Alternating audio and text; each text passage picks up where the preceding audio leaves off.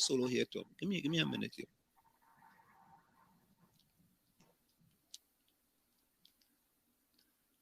I want to say something, and I had meant to say this before, right?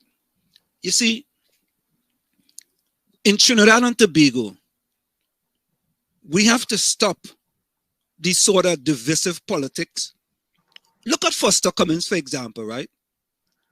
Foster Cummins did plagiarism years ago.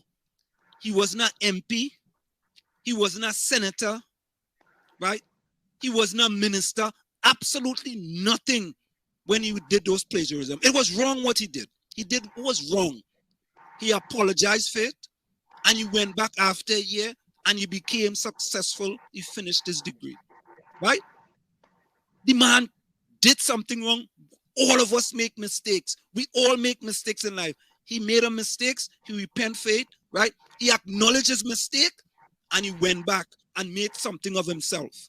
He made a correction. Huh? And made a correction. And made a correction.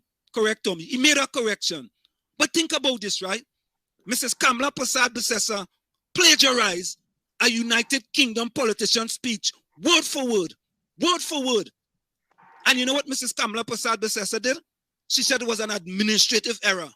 It was an administrative error. And she was prime minister of the country. Right? And everybody want to talk about, but look at Foster Cummins plagiarism. He plagiarized, it's a university. That plagiarism different from Miss Kamala Persad-Bissessar plagiarism.